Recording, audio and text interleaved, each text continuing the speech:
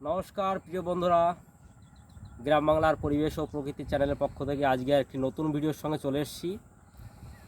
এখন আমি আছি বর্তির বিলের একটি স্পেশাল একটি ভিউ পয়েন্ট। আপনারা অনেকে এসেছেন, আর যারা আসেননি তারা অবশ্যই আসবেন, ভালো লাগবে। এই বর্তির বিলের আজকে একটি নতুন দৃশ্য আপনাদের দেখাবো। বর্তির বিলে তো অনেকেই এসেছেন, ধান চাষ হয় এখানে। এখন এই মুহূর্তে ধান চাষটা হচ্ছে। আমি যেখানে দাঁড়িয়ে আছি, আমার দুদিকে দুরকম পরিবেশ। আমার ডান দিকটা দেখতে পাচ্ছেন, দেখুন কচুরিপানার একটা অসাধারণ একটু দৃশ্য। আমি ক্যামেরাম্যানকে বলবো এই কচুরিপানাটা একটু দেখাতে। দেখুন কত সুন্দর একটি ফুলগুলো ফুটে আছে, দেখবেন যে অজস্র এরিয়াটা আমার চোখের যতদূর দেখা যাচ্ছে শুধু সবুজ আর সবুজ, সবুজ আর সবুজ। এই দেখুন কচুরিপানার ফুলগুলো ফুটেছে, ঠিক তার পাশেই ধান ক্ষেত।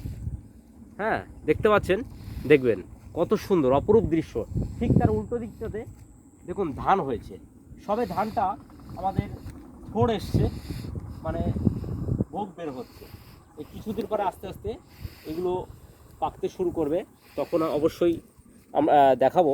দেখুন একটু জুম করে দেখাবেন, মানে কাছে নিয়ে দেখান একটু। হ্যাঁ দেখুন অজস্র।